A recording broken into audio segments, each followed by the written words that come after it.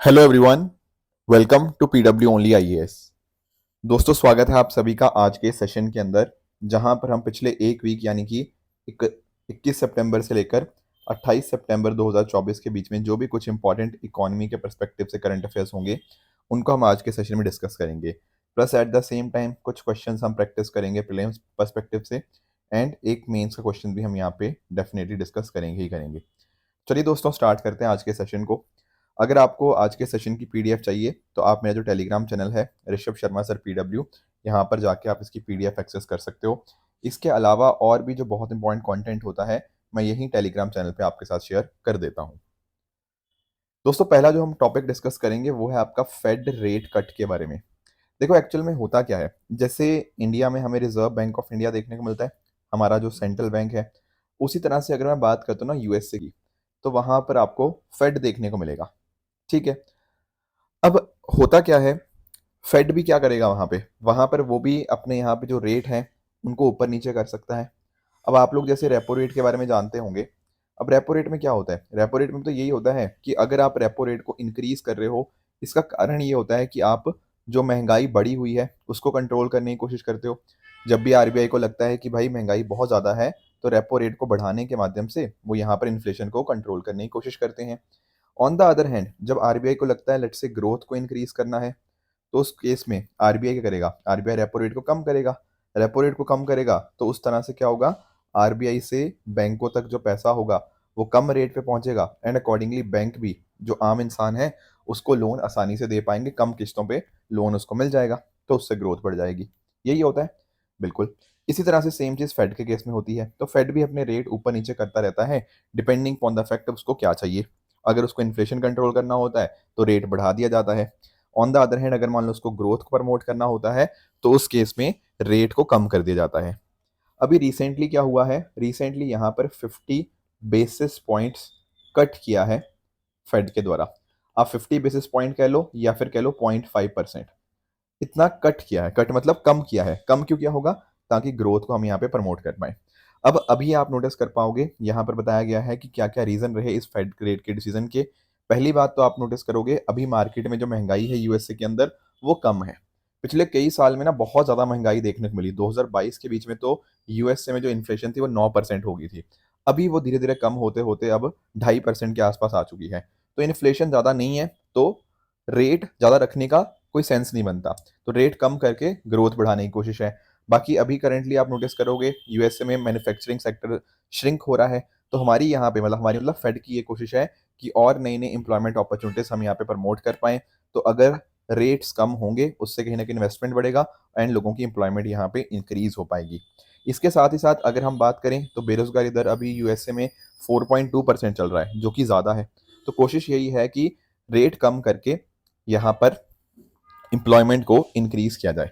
That is the purpose. ठीक है। अब यहाँ पर एक चीज आप नोटिस करोगे, यहाँ पर एक और वर्ड मेंशन किया गया है, वो होता है आपका सॉफ्ट लैंडिंग। अब आप पूछेंगे इसका क्या मतलब होता है सॉफ्ट लैंडिंग का। देखो, एक्चुअल में ना कई बार क्या होता है ना, मैं आपको एक्सप्लेन करता हूँ। जैसे मैं दो चीजें आपके साथ डिस्कस कर भी रहा था। एक मैंने आपको बोला, एक तो है इन्फ्लेशन वाला मुद्दा, एंड दूसरा है हमारा ग्रोथ वाला एस्पेक्ट।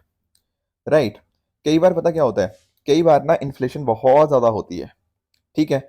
और हमें इन्फ्लेशन को कंट्रोल करना होता है। बिल्कुल। अब इस चक्कर में क्या होता है कि इन्फ्लेशन को कंट्रोल करने के चक्कर में ना कई बार ग्रोथ बिल्कुल हैम्पर हो जाती है, बिल्कुल खत्म हो जाती है। उस केस में वो कंट्री फिर रिसेशन में चली जाती है।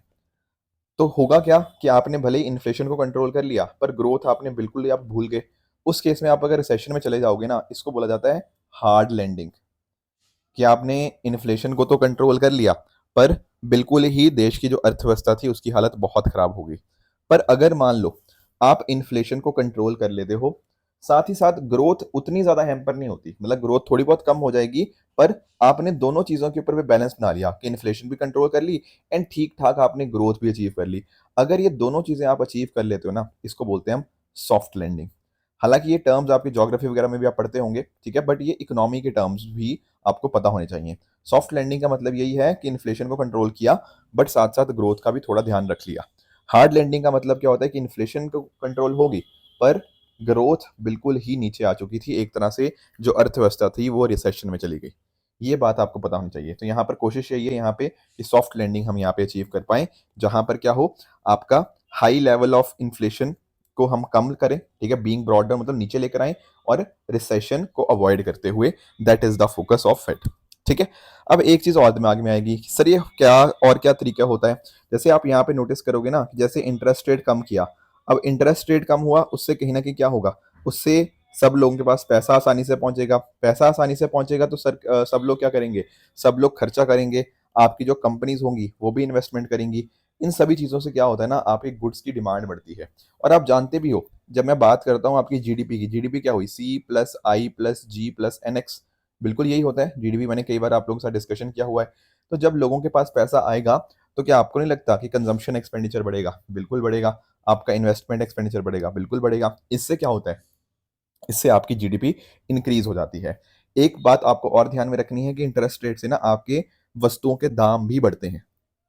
वो कैसे? क्योंकि देखो, जब इंटरेस्ट रेट आपने कम किया था, मैंने शायद कम सुनो, इंटरेस्ट रेट कम किया ना, उससे क्या हुआ?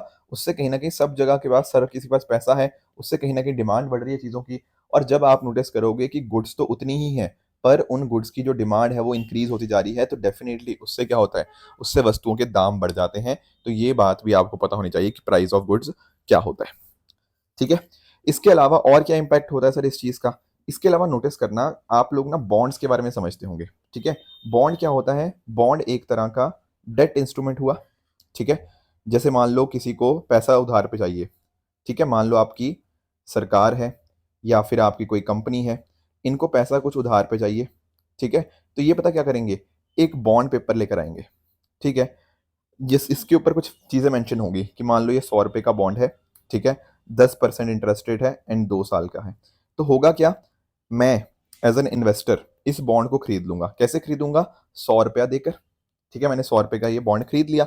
अब मुझे पता क्या होगा? मैंने आज के दिन तो ₹100 यहाँ पे मेरी जेब से कट गया, पर 1 साल के बाद मुझे इस ₹100 के ऊपर 10% जो इंटरेस्ट रेट है, यानी कि ₹10 मेरी जेब में आएँगे। फिर दूसरे साल के अंत में भी ₹10 मेरी जेब में आएँगे एंड क्योंकि टाइम इसका 2 साल ही था, तो पूरा का पूरा पैसा मुझे रिटर्न हो जाएगा। इस तरह से इंसान बॉन्ड के माध्यम से कमाता है। पहले जितना पैसा था उतना लगा दिया, फिर क्या हुआ? इस 100 के ऊपर जो 10% इंटरेस्ट रेट मतलब ₹10 वो उसको मिल जाएँगे, फिर दूसरे साल के अंत में मिल जाएँगे, पर क्योंकि टेन्योर 2 साल का ही था, तो सारा का सारा पैसा उसको रिटर्न हो जाएगा।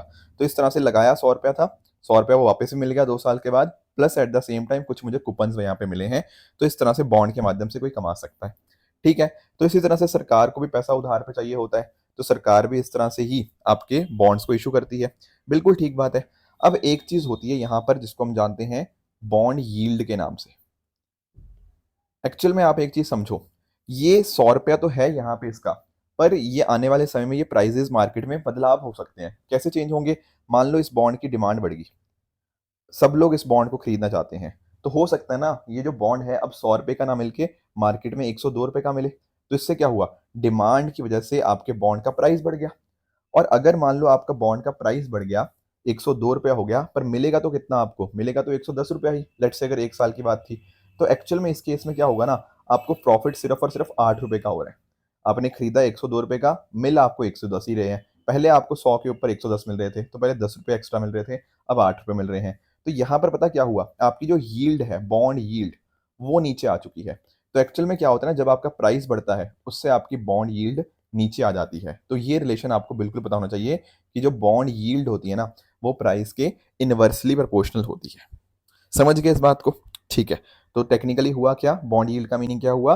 एक यील्ड क्या होता है बॉन्ड की? इफेक्टिव रेट ऑफ रिटर्न जो कि अर्न करता है। अगर वो ₹100 का था और ₹110 कमाया हो रहा है, तो ₹10 जो हुए वो यील्ड हुआ उसका। ठीक है? परसेंटेज में आप इसको नोटिस कर सकते हो। अगर 102 का था और 110 मिले तो यील्ड कम हो गई, ठीक है? पर ध्यान में रखना ये रेट ऑफ रिटर्न फिक्स नहीं होता, क्योंकि जैसे-जैसे प्राइस चेंज होता रहेगा, अकॉर्डिंगली यील्ड भी चेंज होती रहेगी, ठीक है? तो इंडिया का जो गवर्नमेंट बॉन्ड यील्ड है वो काफ़ी सारी चीज़ों से इन्फ्लुएंस होता है। जैसे फेड के रिज़र्व के जो एक्शन लिया, उसके हिसाब से भी इम्पैक्ट होगा, क्योंकि मान लो फेड रिज़र्व ने जैसे अभी क्या किया, अभी रेट कम किया, उससे कहीं न कहीं क्या होगा, बहुत सारी इन्वेस्टमेंट इंडिया में आएँगी, ठीक है? तो भारत के जो बॉन्ड की डिमांड बढ़ जाएगी, सब लोग उसको हो सकता है कि उसको खरीदना चाहें, ठीक है? तो इस तरह से ये चीज़ें हो सकती हैं। तो अगर मान लो इंटरेस्ट रेट यूएसए में बढ़ रहा है ना, उससे कहीं न कहीं क्या होगा, मैं आपको एक एग्ज़ाम्पल समझाता हूँ, वो पिछला वाला छोड़ो, इसका एग्ज़ाम्पल समझो। अगर मान लो यूएसए के अंदर इंटरेस्ट रेट बढ़ गया, ठीक है? उससे क्या होगा, उससे कहीं न कहीं सब लोग पता क्या करेंगे? सब लोग सोचेंगे यार यूएसए में इन्वेस्ट करते हैं क्योंकि इंटरेस्ट रेट ज़्यादा है, तो अकॉर्डिंगली वो क्या करेंगे, वो यूएसए में इन्वेस्ट करेंगे।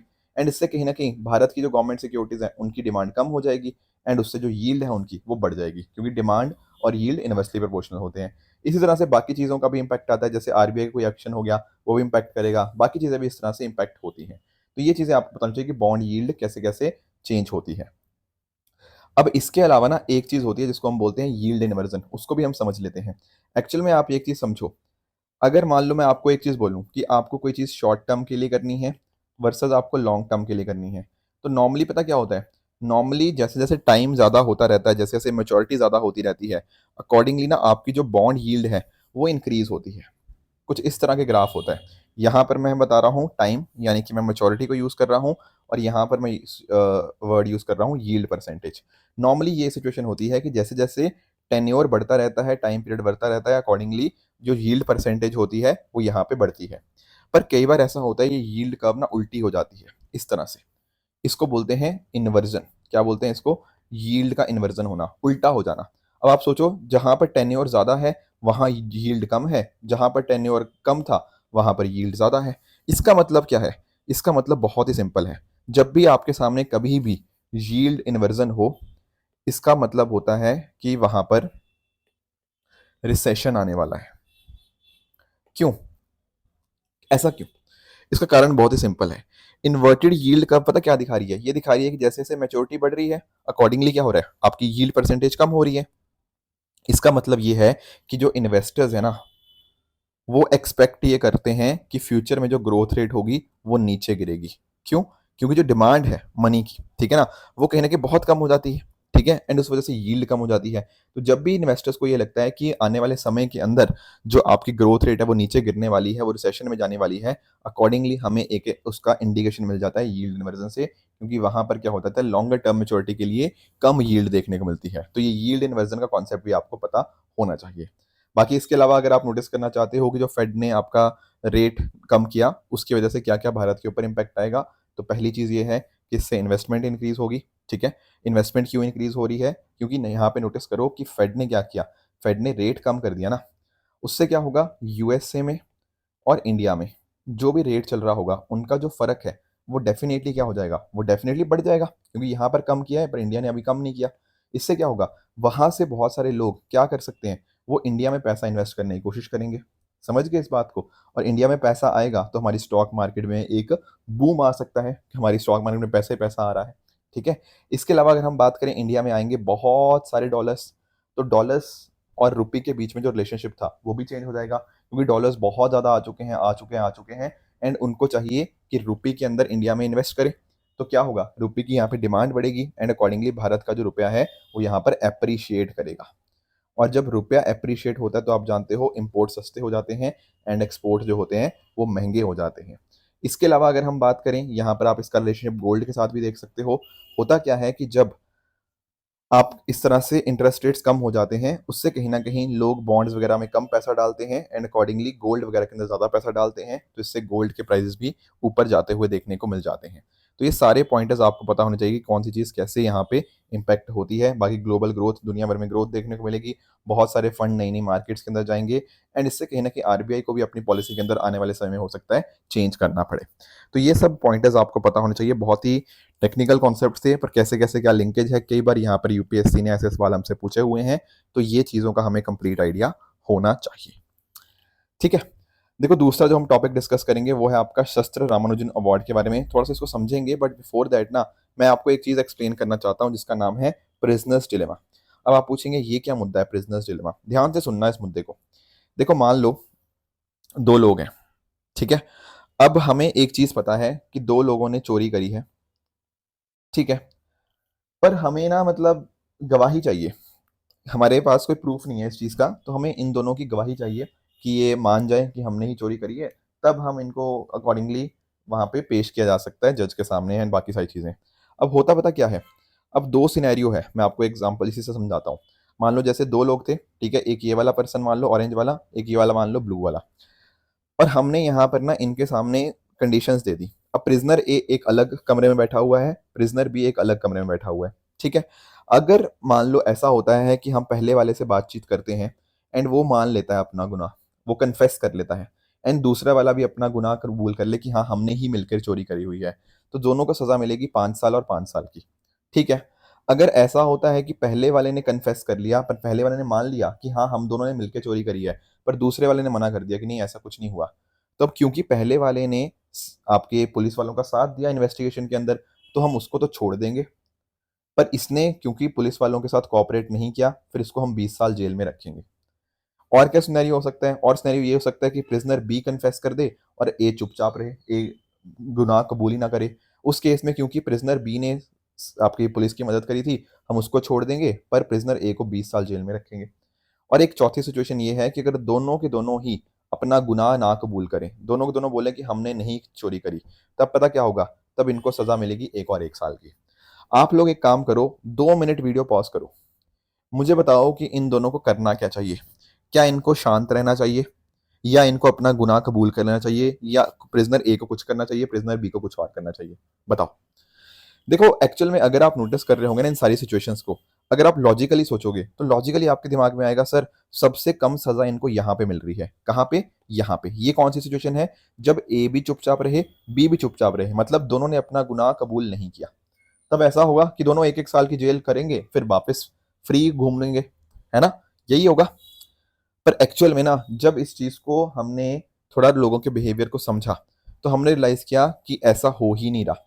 लोग पता क्या चूज करते हैं? लोग ये चूज करने लग जाते हैं। पता है क्यों? अब प्रिजनर ए को तो दिख रहा है कि यार प्रिजनर ए ने ये बात समझ ली कि यार हो सकता है ना कि हमारे लिए सबसे बढ़िया सिचुएशन ये वाली है जब दोनों साइलेंट रहे। पर उसको ये नहीं पता कि सामने वाला बंदा कहीं गड़बड़ ना कर दे। सामने वाले बंदे ने अगर मुकर गया तो पता क्या हो जाएगा? तो भाई इसने तो कुछ नहीं बोला होगा, ये तो साइलेंट रहा होगा, पर सामने वाले बंदे ने अगर कन्फेस कर दिया तो उसको क्या हो गया? वो तो छूट जाएगा, मुझे 20 साल की सजा मिल जाएगी। प्रिजनर बी भी यही सोचेगा कि यार कहीं ऐसा तो नहीं कि प्रिजनर ए दगा दे देगा मुझे, ठीक है, मेरे साथ धोखा कर देगा। तो उस चक्कर में पता क्या होता है? दोनों के दोनों अपने गुनाह को कबूल कर लेते हैं, अपने गुनाह को कन्फेस कर लेते हैं, और इस वजह से इसको भी 5 साल की सजा मिलती है, इसको भी 5 साल की सजा। सबसे बढ़िया सिनेरियो तो ये होता कि दोनों को 1-1 साल की सजा मिलती, दोनों कुछ बात करते ही नहीं, दोनों साइलेंट रहते। पर क्योंकि सामने वाले के ऊपर हमें भरोसा नहीं है, तो इस वजह से पता क्या होता है? नॉर्मली जो लोग हैं वो यहाँ पर कन्फेस कर लेते हैं, इस वजह से ज्यादा सजा उनको मिल जाती है, 5 और 5 साल की। Are you understanding this point? तो ये होता है प्रिजनर्स डिलेमा। अब दरअसल में ये जो प्रिजनर डिलेमा वाली बात है ना, ये गेम थ्योरी की पार्ट है। एक्चुअल में क्या है ना, यहाँ पे फर्क समझना। यहाँ पर दो चीजें होती हैं, एक होता है कंपटीशन और एक होता है collaboration.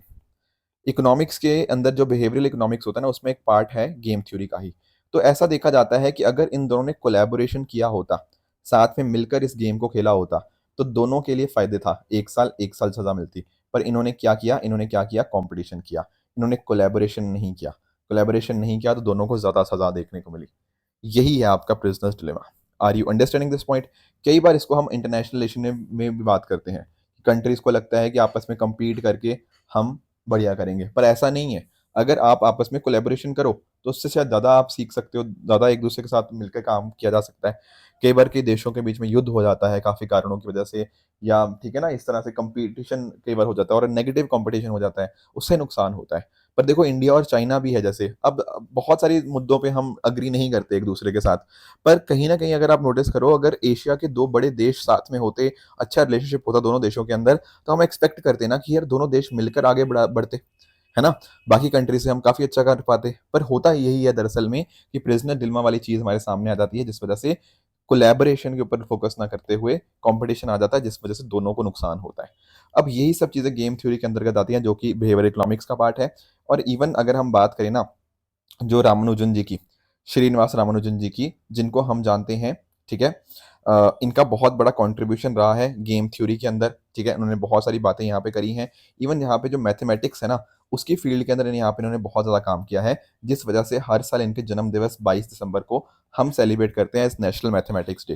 Plus at the same time आपको ये भी पता होना चाहिए, एक नंबर है 1729, इस नंबर को रामानुजन नंबर बोला जाता है। पता है क्यों? क्योंकि अगर हम बात करें ना 1729 की, ये सबसे छोटा ऐसा नंबर है जिसको दो चीजों के क्यूब्स के सम में लिखा जा सकता है। आप नोटिस करना, अगर मैं बात करता हूँ 1 क्यूब और 12 क्यूब की, तो ये हो जाएगा 1 + 1728, तो ये वैल्यू बनेगी 1729।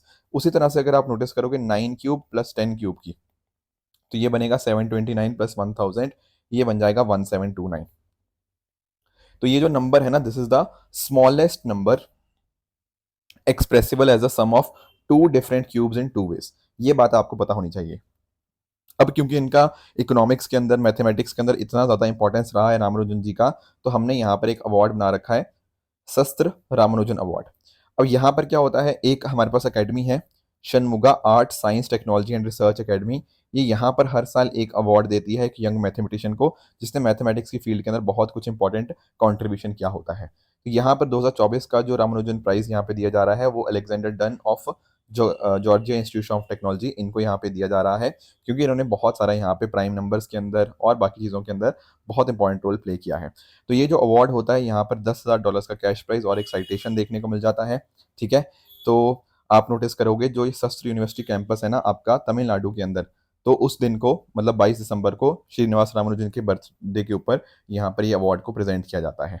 इसको यंग लोगों को दिया जाता है, तो इसलिए जो एज लिमिट है यहाँ पे 32 साल की यहाँ पे लिखी गई है, क्योंकि यहाँ पे आप नोटिस कर पाओगे ना कि रामानुजन जी ने भी बहुत छोटी उम्र के अंदर ही बहुत कुछ अचीव कर लिया था, इस वजह से इसके बारे में पता होना चाहिए। बाकी जो गेम थ्योरी हो गया, आपका बिहेवियरल इकोनॉमिक्स हो गया एंड प्रिजनर डिलेमा, ये चीज़ें हमने तो डिस्कस कर ही ली हैं। राइट, अब आ जाते हैं अपने एमसीक्यूज की तरफ। आज मैं आपके लिए दो एमसीक्यूज लाया हूं। पहला आपका होमवर्क रहेगा with regards to futures and options के बारे में। इसको आप पढ़ेंगे एफएनओ के बारे में एंड आप बताएंगे कि इसका सही जवाब आखिर होना क्या चाहिए। दूसरा आपका होमवर्क रहेगा with regards to planning commission and Niti Aayog. तो इस क्वेश्चन को भी पढ़िएगा, ट्राई कीजिएगा एंड मुझे कमेंट्स में इसका सही आंसर बताइएगा। लास्ट वीक मैंने कुछ आपको होमवर्क दिया था, जैसे एक क्वेश्चन था वर्ल्ड इंटेलेक्चुअल प्रॉपर्टी ऑर्गेनाइजेशन के बारे में। अगर आप लोग ना वीपो को समझते हो तो आपको पता होगा कि वीपो दरअसल में आपकी यूनाइटेड नेशन की एक स्पेशलाइज्ड एजेंसी हमें देखने को मिल जाती है। तो ये जो बात कह रहा है ना कि डब्ल्यूटीओ की स्पेशलाइज्ड एजेंसी है, ये बात अपने आप में गलत है। देखो, वीपो और डब्ल्यूटीओ ये दोनों आपस में कॉपरेट काफी मुद्दों में करते हैं, नो डाउट अबाउट इट, पर इनका मैंडेट, इनका फंक्शन अलग अलग है। और वीपो स्पेशलाइज्ड एजेंसी यूएन की है, ना कि डब्ल्यूटीओ की। दूसरा कह रहा है जो ग्लोबल इनोवेशन इंडेक्स हर साल पब्लिश किया जाता है वो वीपो के द्वारा ही पब्लिश किया जाता है। ये बिल्कुल बात अपने आप में करेक्ट हो जाती है। इसके अलावा जो तीसरे स्टेटमेंट की बात करें, यहाँ पर कह रहा है कि बहुत सारी ये सर्विसेज प्रोवाइड करता है। बिल्कुल, जब बात हमने आईपी की कर दी तो डेफिनेटली उनको मेंटेन करना, उनको डेवलप करना अलग अलग इंटरनेशनल एग्रीमेंट्स को, तो ये यहाँ पे इसी का काम रहता है। तो पहला इनकरेक्ट था, बाकी दोनों करेक्ट थे, तो इसका सही जवाब बनेगा option number B, only two statements are correct. Right, ये पूरी एक्सप्लेनेशन यहाँ पे दे रखी है। दूसरा मैंने आपको होमवर्क दिया था last week with regards to copper. Actual में बहुत सारी पिछले कुछ टाइम में ना न्यूज आ रही हैं जो ये हमें बता रही हैं कि अगर हम बात करें ना कॉपर ओर की, तो कॉपर ओर के जो इंपोर्ट्स हमें देखने को मिलते हैं वो लगातार पिछले 5 साल में हमें हाईएस्ट देखने को मिले हैं। ठीक है, जितने भी हम मेजर मिनरल्स यहाँ पे इंपोर्ट करते हैं तो नियरली 40% ऑफ टोटल इंपोर्ट्स हमें कॉपर ओर का ही देखने को मिल जाता है। तो ये जो पहली बात कह रहा है ये बात अपने आप में बिल्कुल करेक्ट है। दूसरा स्टेटमेंट कह रहा है कि कॉपर को हमने एज अ क्रिटिकल मिनरल यहाँ पे करा गया हुआ है। एक्चुअली ये बात भी ठीक है। हमारी जो मिनिस्ट्री ऑफ माइंस है ना, उसके द्वारा एक रिपोर्ट निकली थी, report on critical minerals, and वहाँ पर बताया गया था कि कुछ ऐसे मिनरल्स हैं जो देश की इकोनॉमी के लिए बहुत इंपॉर्टेंट है। एंड यहाँ पर हमारी कोशिश रहेगी कि आने वाले फ्यूचर के अंदर इनका जो रोल होगा बहुत बढ़ेगा। तो हमारी कोशिश यही रहेगी कि यहाँ पर हम जो निर्भरता है, जो डिपेंडेंस है दूसरे देशों के ऊपर, वो धीरे धीरे करके हम कम करें। ठीक है, या फिर अपने आप को डाइवर्सिफाई करें। बिल्कुल, तो इस वजह से कॉपर भी उस लिस्ट के अंदर है। एक्चुअल में आप पूरी लिस्ट अगर देखना चाहो ना, ये सारे आपके उस पर्टिकुलर लिस्ट में आपको क्रिटिकल मिनरल्स देखने को मिल जाएंगे, जिनमें एक आपको कॉपर भी यहाँ देखने को मिल जाता है। तो ये बात भी अपने आप में करेक्ट हो जाएगी। तो option number C, both 1 and 2 are correct. ठीक है, देखो लास्ट वीक ना आपको मैं होमवर्क नहीं दे पाया था। एक्चुअल में क्या हुआ, वो पिछले वाला लास्ट वीक वो मेंस वाला पार्ट ऐड नहीं हुआ था, तो कोई बात नहीं। आज आपका होमवर्क रहेगा प्रिसीजन फार्मिंग के बारे में। इसका आंसर आप मुझे कमेंट्स में बताना। एंड जो मैंने होमवर्क दिया था सब्सिडीज के रिगार्डिंग कि कौन कौन सी तरह की सब्सिडीज होती हैं, उनको अभी हम यहाँ पे मेंस के पर्सपेक्टिव से बहुत अच्छे से डिस्कस कर लेते हैं। दोस्तों नेक्स्ट जो हम टॉपिक डिस्कस करेंगे वो हमारा टॉपिक है विद रिगार्ड्स टू सब्सिडीज़ के बारे में। जब मैं बात करता हूँ सब्सिडीज़ की, तो सब्सिडीज़ कुछ नहीं है बल्कि ये एक तरह की फाइनेंशियल असिस्टेंस है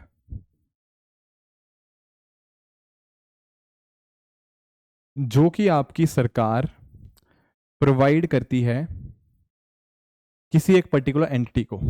अब क्योंकि हम दोस्तों जो बात कर रहे हैं सब्सिडीज़ की, ये एग्रीकल्चर सब्सिडीज़ की बात करेंगे, क्योंकि एग्ज़ाम के अंदर हमारा जो सिलेबस है उसमें एग्रीकल्चर सब्सिडीज़ की बात है। तो मैं ये कहूँगा कि फाइनेंशियल असिस्टेंस दी जाती है सरकार के द्वारा हमारे किसानों को। अब आप पूछेंगे ये फाइनेंशियल असिस्टेंस सरकार क्यों देती है हमारे किसानों को? इसके अलग अलग कारण हो सकते हैं। एक हो गया कि हम चाहते हैं अपने जो किसान हैं, हमारे किसानों की जो इनकम है वो इंक्रीज हो, right. Plus at the same time हम चाहते हैं कि हमारे जो एग्रीकल्चर की जो प्रोडक्टिविटी है वो बेहतर आए। ठीक है, बिल्कुल सही बात है। एंड साथ ही साथ जो ओवरऑल एग्रीकल्चर की कॉस्ट है या फार्मिंग की कॉस्ट है, उस कॉस्ट को हम कहीं ना कहीं रिड्यूस कर पाएँ। ये सारे ऑब्जेक्टिव्स रहते हैं सरकार के सब्सिडी देने के रिगार्डिंग। हालांकि ये सब्सिडी अलग अलग सेक्टर्स में हो सकती है, पर जैसा मैंने आपको बताया हम बात करेंगे एग्रीकल्चर सब्सिडी की। अगर आप पिछले सालों का डेटा देखो ना, तो लगभग देश का 2% जो जीडीपी होता है ना, वो इन सब्सिडीज के ऊपर सरकार खर्च कर देती है। तो अपने आप में काफ़ी अच्छा खासा वैसा सब्सिडीज के ऊपर खर्च भी होता है। ठीक है, थोड़ा डेटा भी पता लग गया। अब आप लोगों ने ना अपने सिलेबस के अंदर एक चीज़ पढ़ी होगी, वो ये है कि सब्सिडीज ना दरअसल में दो तरह की होती हैं। ठीक है, वो आएंगे चलो दो तरह के ऊपर। पहले एक चीज़ समझ लो, एक आप इस तरह से चाहो तो एक फ्लो चार्ट सा भी बना सकते हो कि लेट से आपके किसानों को फार्म सब्सिडीज मिलती है, तो इन सब्सिडीज के माध्यम से क्या हुआ, उनके पास जो बीज हैं, जो आपके फर्टिलाइजर्स हैं, इस तरह के जो इनपुट्स हैं, उनका जो एक्सेस होता है वो आसान हो जाता है। पहले शायद ये चीज़ें किसानों को महंगी लगती थी या फिर एक्सेसिबिलिटी नहीं थी उन चीज़ों की, पर अब ये एक्सेसिबिलिटी उनके पास बन चुकी है। अब इनकी एक्सेसिबिलिटी बन जाएगी, इन इनपुट्स को वो यूज़ कर पाएंगे, उनका जो इनपुट कॉस्ट होगा वो कम हो जाएगा। एंड इस इनपुट कॉस्ट कम होने की वजह से वो जब सारी चीज़ों को यूज़ करेंगे तो उससे उनकी प्रोडक्टिविटी बढ़ेगी। प्रोडक्टिविटी बढ़ेगी तो अच्छा खासा आउटपुट भी आएगा, एंड उससे हमारे जो किसानों की इनकम है वो अपने आप में हम काफ़ी ज़्यादा बढ़ा सकते हैं। ये पूरा का पूरा तरीका रहता है जिस तरह से आपकी सब्सिडीज़ काम करती हैं। अच्छी बात है। अब सब्सिडीज़ देखो अलग अलग तरह की हो सकती हैं power subsidy, credit subsidy, seed subsidy, fertiliser subsidy, इस तरह की काफ़ी सारी चीज़ें। पर हमें जो तरह से क्लासीफाई करना है ना हमारी सब्सिडीज़ को, वो दो तरह से है। वो है आपका डायरेक्ट सब्सिडी एंड आपका इनडायरेक्ट सब्सिडीज। आपके सिलेबस के अंदर ऐसे ही मैंशनड है डायरेक्ट एंड इनडायरेक्ट, तो थोड़ा सा हमें समझना पड़ेगा। जब दोस्तों मैं बात करता हूँ डायरेक्ट फार्म सब्सिडी की, तो जैसा नाम में क्या है आपका डायरेक्ट, तो इसका मतलब क्या हुआ, जो भी आपका फाइनेंशियल असिस्टेंस या मैं आपको जो फाइनेंशियल इंसेंटिव बात कर रहा था, वो अब क्या होगा, वो सर डायरेक्टली हमारे किसानों को जाएगा। आप पूछेंगे किस तरह से? देखो, या तो आपकी इनकम सपोर्ट के माध्यम से हो गया या प्राइस सपोर्ट के माध्यम से हो गया।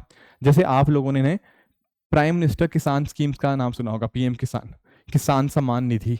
यहाँ पर क्या होता है, 2-2 हज़ार रुपए साल में 3 बार हमारे किसानों को मिलते हैं। तो डायरेक्टली क्या हुआ, ये 6,000 रुपया आपने डायरेक्टली हमारे किसानों को दे दिया। तो एक तरह की प्राइस सपोर्ट हो गया या इनकम सपोर्ट के थ्रू हम यहाँ पर, प्राइस सपोर्ट कह लो या इनकम सपोर्ट कह लो, हम यहाँ पे देने की कोशिश कर रहे हैं क्या, फाइनेंशियल असिस्टेंस। अब क्योंकि ये डायरेक्टली हमारे किसानों तक पहुंच रही है, इसके लिए इसका नाम हो जाता है आपका डायरेक्ट फार्म सब्सिडी। जैसे एक एग्जांपल आपने बता दिया पीएम किसान, कुछ और भी है। हाँ बिल्कुल, कई बार आप लोगों ने नोटिस किया होगा हमारे जो किसान होते हैं ना, वो अपने खेतों के ऊपर सोलर पंप लगाते हैं। उसके लिए भी हमारे पास स्कीम है पीएम कुसुम, ठीक है ना। तो पीएम कुसुम के माध्यम से क्या हो रहा है, डायरेक्टली किसानों की मदद वहां पर भी in terms of price support हम यहाँ पे कर रहे हैं। ठीक है, इसी के साथ ही हमारे जो किसान वगैरह होते हैं उनको हम क्रॉप इंश्योरेंस भी देते हैं। ये सब चीज़ें क्या हैं, डायरेक्टली उस किसान की हम मदद कर रहे हैं। तो एक तरीका हो गया डायरेक्ट फार्म सब्सिडी, अच्छी बात है। इसी तरह से एक तरीका होता है हमारा इनडायरेक्ट फार्म सब्सिडी। अब यहाँ पर जैसा नाम में वर्ड आ गया इनडायरेक्ट, तो डायरेक्टली नहीं आ रहा, तो कैसे आ रहा है, अलग अलग तरीके से आ सकते हैं। जैसे मान लो जो इनपुट्स वगैरह थे उनके रिगार्डिंग आ सकता है, या फिर एक तरीके के माध्यम से आ सकता है कि मान लो, जैसे आपको एग्जांपल दिखाता हूँ, जैसे मान लो सरकार ना रिसर्च एंड डेवलपमेंट के ऊपर खर्च कर रही है, सरकार ट्रांसपोर्टेशन के ऊपर खर्च कर रही है, उसके माध्यम से क्या हो रहा है, उन सभी चीज़ों के माध्यम से ना इनडायरेक्टली एक किसान को फायदा हो रहा है। वो सब चीज़ें आपकी इनडायरेक्ट फार्म सब्सिडी के अंतर्गत आ जाती हैं। अब आप पूछेंगे सर इसके कुछ एग्जाम्पल दे सकते हो? बिल्कुल, जैसे मैंने आप लोगों को कुछ बताया था, जैसे आपका सब्सिडी हो गया, मान लो इलेक्ट्रिसिटी की सब्सिडी सरकार देती है, राइट। बाकी जैसे मैंने आपको R&D वाला एग्जाम्पल दिया, कई बार एक्सपोर्ट के लिए सब्सिडी दी जाती है। राइट, एक्सपोर्ट असिस्टेंस सरकार दे देती है, इस तरह की चीज़ें। कई बार जो आपकी बीज वाली कंपनियां हैं या फर्टिलाइज़र वाली कंपनियां हैं, उनको कुछ यहाँ पे इंसेंटिव्स दिए जाते हैं। वो सब चीज़ें क्या करती हैं, आपके डायरेक्टली किसान को अलग अलग तरह के बेनिफिट्स नहीं देती, पर इनडायरेक्टली ज़रूर देती हैं। तो इस तरह से आपकी जो सब्सिडीज होती हैं, या तो आपकी डायरेक्ट हो सकती हैं या आपकी इनडायरेक्ट सब्सिडीज हो सकती हैं, जैसा मैंने आपको बताया। तो डेफिनेटली देखो, सरकार सब्सिडी दे रही है तो इस सब्सिडी देने का कोई रीज़न भी होता होगा। तो वो क्या पर्पस है, क्या क्या फ़ायदे इस सब्सिडीज़ के देखने को मिलते हैं, थोड़ा सा डिस्कशन उसके बारे में कर लेते हैं। Plus at the same time थोड़ा सा ना इसके इश्यूज़ भी हैं इन सब्सिडीज़ के, तो उनको भी हम नज़र दौड़ाएंगे उनके ऊपर भी। इनफैक्ट यूपीएससी ने 2023 के मेंस के अंदर ही ना इसके रिगार्डिंग क्वेश्चन भी पूछा था, आएंगे उसके ऊपर। बट एक बेसिक आइडिया समझो कि मान लो आप डायरेक्ट फार्म सब्सिडी दे रहे हो, उससे क्या क्या फ़ायदे हैं। अब देखो, जैसे पीएम किसान की ही बात कर लो। अब पीएम किसान में क्या हुआ, सरकार ने 2-2 हज़ार रुपये हर चौथे महीने हमारे किसानों को दे दिए, यानी कि साल में 6 हज़ार रुपये उनके पास आ गया। अब यार, एक किसान को पैसा मिल रहा है, उससे डेफिनेटली उसका स्टैंड ऑफ लिविंग इंप्रूव होगा या नहीं होगा? बिल्कुल होगा। Plus at the same time यहाँ पर पता क्या हो रहा है, आपने डायरेक्टली किसान की मदद कर दी, डायरेक्टली उसकी जेब में पैसा डाल दिया। अब वो 6 हज़ार रुपये का कैसे यूज़ करेगा, उसकी चॉइस है। एक्चुअल में आप लोगों ने ना आजकल जो नए नए आपके इकोनॉमिस्ट आ रहे हैं, वो एक चॉइस वर्ड को बहुत ज़्यादा इंपॉर्टेंस देते हैं। हमारे पास पैसा होना ठीक है, सरकार पैसा दे रही है। मैं आपको एग्जांपल से समझाता हूँ, जैसे समझना इस मुद्दे को।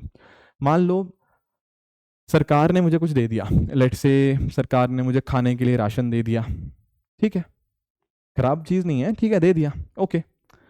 पर हो सकता है ना यार, मेरा कुछ फ्रूट्स खाने का मन हो या कोई और चीज़ खाने का मन हो। अगर ऑन द अदर हैंड, अगर सरकार ने मुझे 1 हज़ार रुपया दे दिया होता, अब मेरे ऊपर था, मेरे पास चॉइस थी। और जब मेरे पास चॉइस थी ना, मैं अपने आप को एम्पावर्ड फील करता हूँ कि यार मैं भी कोई फैसला ले सकता हूँ। अब मेरा मन करता तो मैं चावल खाता, मेरा मन करता मैं फ्रूट्स खाता, जो मुझे ठीक लगता। सेम चीज़ यहाँ किसानों के पास भी है। 6 हज़ार रुपये मिल रहे हैं ना सर, किसान समझते हैं कि उनको अपनी मेहनत कहाँ पे डालनी है, कहाँ पे पैसा डालेंगे तो ज़्यादा आउटपुट निकलेगा। तो डेफिनेटली एक तरह से चॉइस आ जाती है। Plus at the same time देखो, कई बार क्या होता है ना, इनडायरेक्ट फार्म सब्सिडीज में कई बार ऐसा नोटिस करने को मिला है, कई बार बहुत सारे करप्शन कई बार देखने को मिल जाती है, कई बार बहुत सारे लीकेजेस देखने को मिल जाते हैं। डायरेक्ट फार्म सब्सिडी में थोड़ा लीकेज जो होता है ना, वो कम होता है। प्लस आप नोटिस करोगे कहीं ना कहीं इससे जो ट्रांसपोर्टेशन एंड स्टोरेज कॉस्ट है वो भी कम हो जाती है, ट्रांसपेरेंसी इससे बढ़ती है। ये कुछ बेनिफिट्स हैं।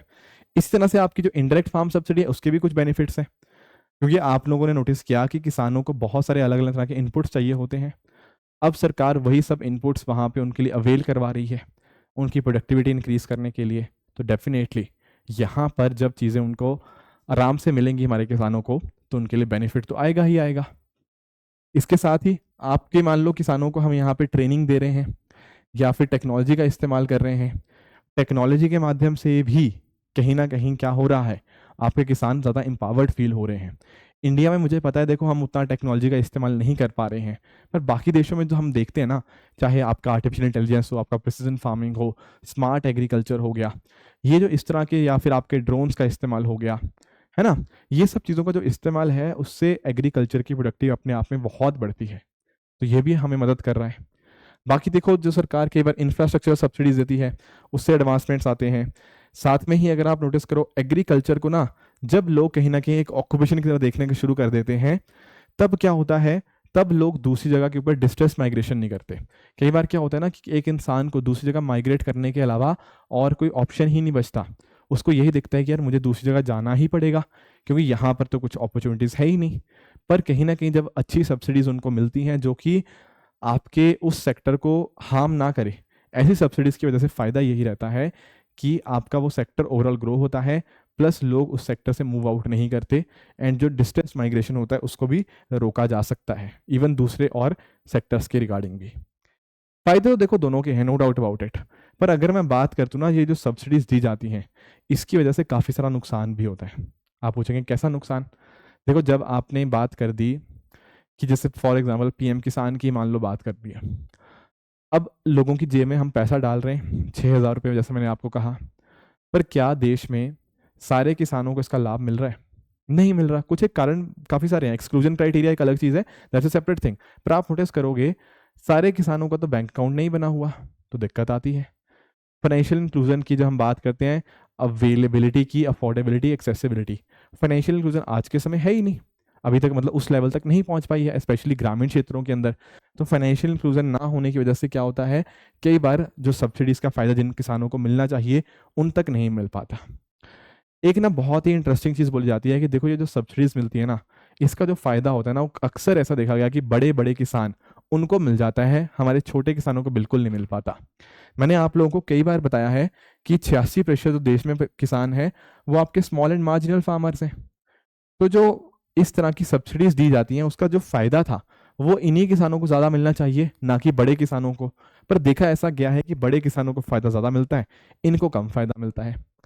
प्लस जब कई बार ऐसा, जैसे पीएम किसान की बात करें, अगर मान लो उनको पैसा दिया जा रहा है, अब ये 6,000 रुपये जो साल में मिला, ये 6,000 रुपये का तो एक इंसान तो मान लो है जो अच्छे से यूज कर रहा है उस चीज को, वो तो अच्छे से प्रॉपरली यूटिलाइज कर रहा है अपने इनपुट्स को और बेहतर करने के लिए। पर क्या हर इंसान वैसा यूज करेगा? क्योंकि जब आपने उसको पूरा पैसा ही दे दिया तो हो सकता है कुछ गलत लोग उसका गलत इस्तेमाल भी करें। मान लो कोई किसी ने उससे शराब पी लिया, कुछ और कर लिया, आपने चॉइस तो दे दी उसको खर्च करने की, पर क्या उसका यूज हुआ या मिसयूज हुआ, ये अपने आप में बड़ा कंसर्न रह जाता है। इसके अलावा देखो, बेनिफिशरीज को कई बार आइडेंटिफाई करना बहुत मुश्किल हो जाता है।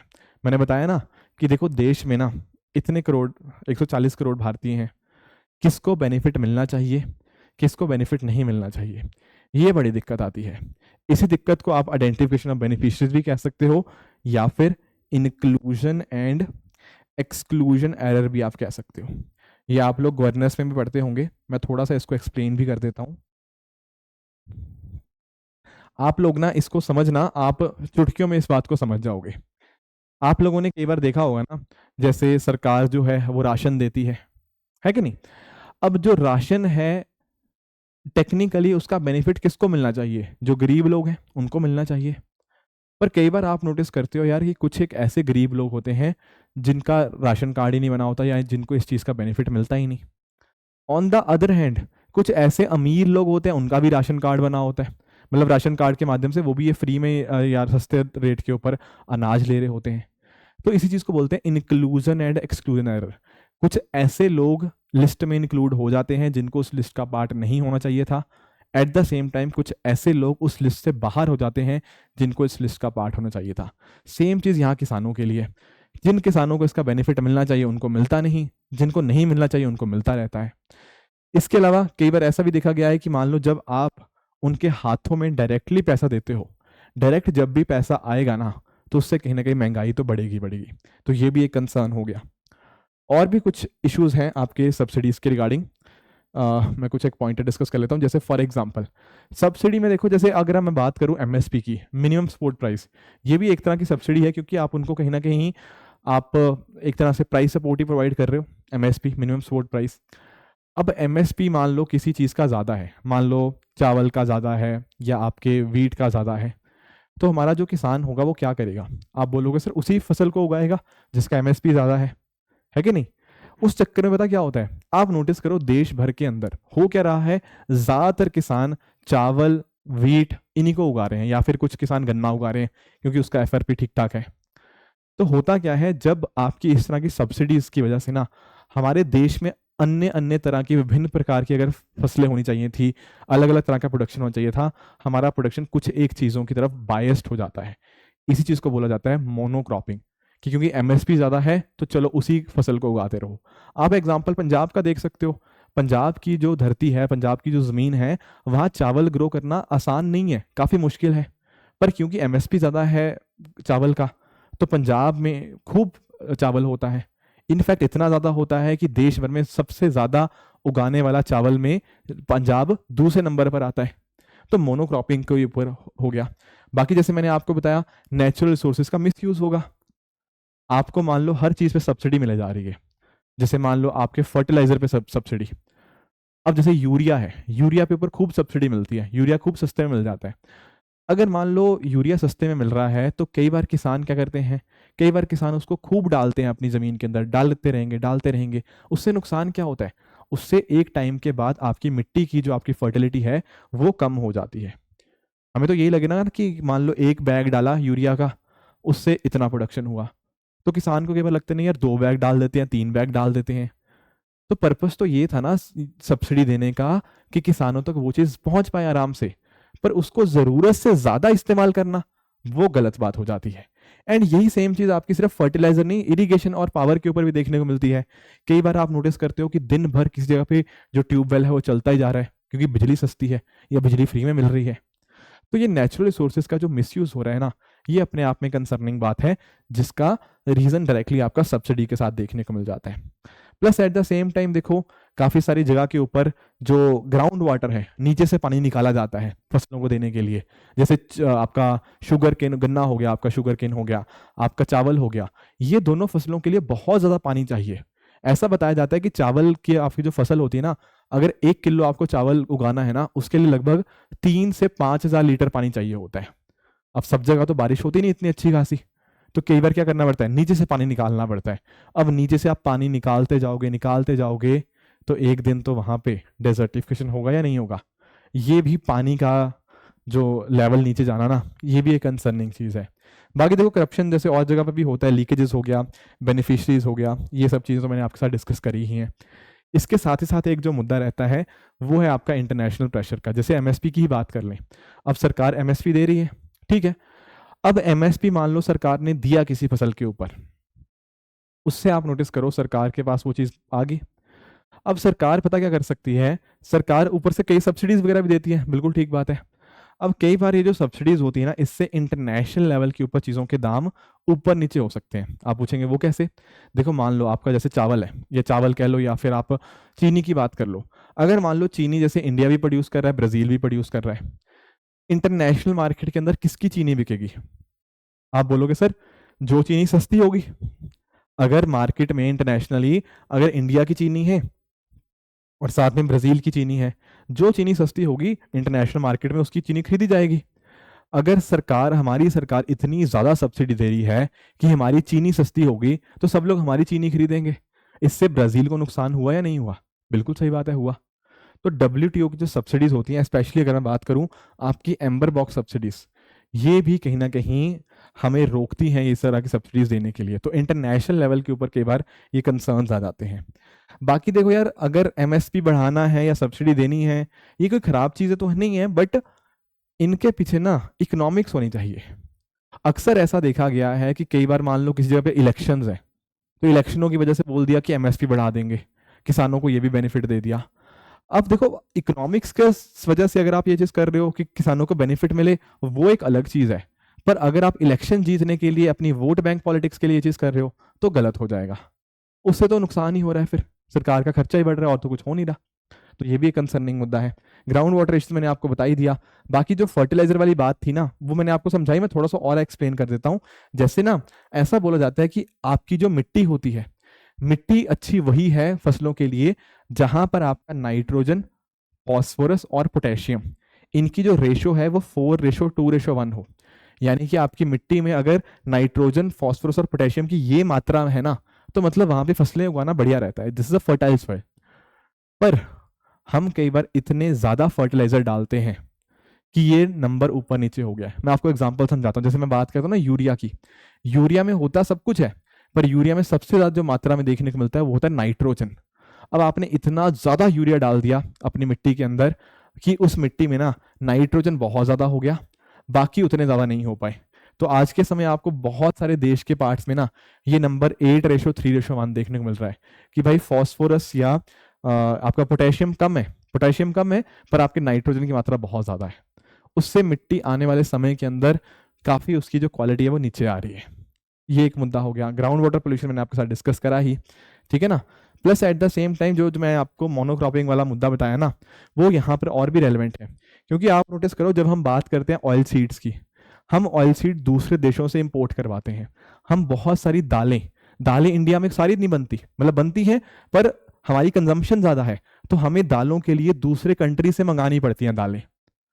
क्यों हो रहा है ऐसा? क्योंकि हमारे एक देश के किसान दालें कम उगा रहे हैं, ऑयल सीड कम उगा रहे हैं। उनकी जगह क्या उगा रहे हैं? उनकी जगह उगा रहे हैं हम अपने चावल, अपने वीट, अपना शुगर केन। अब ये इतना प्रोडक्शन हो गया इन चीजों का, और यहाँ पे बाकी चीजों का प्रोडक्शन हुआ ही नहीं। उससे दिक्कत तो आएगी, फिर बाकियों को इंपोर्ट करवाना पड़ेगा। ये एक बहुत बड़ा कंसर्न हमें यहाँ पे देखने को मिलता है। ठीक है, तो बाकी कोशिश यही रहती है कि देखो जो हमारे ग्रेन्स वगैरह होते हैं और अलग अलग तरह के आपके मिलेट्स की बात हो सकती है, तो उनको ग्रोथ भी हमें करनी चाहिए, उनके ऊपर फोकस करना चाहिए।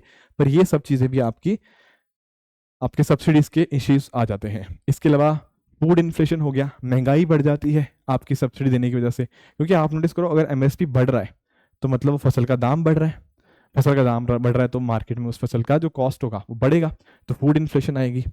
ठीक है ना, आप नोटिस करोगे जैसे इकोनॉमिक सर्वे ने भी बोला है कि जो अमीर किसान है उनको ज़्यादा बेनिफिट होता है एज कम्पेयर टू आपके छोटे किसान हैं। इसके अलावा ना एक चीज़ और है कि ये प्रोटेक्शनिज्म को थोड़ा बढ़ावा देती है इस तरह की सब्सिडीज। जैसे फॉर एग्जांपल अमेरिका का कई बार स्लोगन रहता है अमेरिका फर्स्ट, उसी तरह से मान लो इंडिया कहने लगे इंडिया फर्स्ट और बाकी कंट्रीज अपने अपनी कंट्री को प्रमोट करने लग जाएं, तो हम बोलेंगे क्या कि हम सामने वाले देश का सामान नहीं मंगाएंगे क्योंकि उसने ये किया उसने वो किया।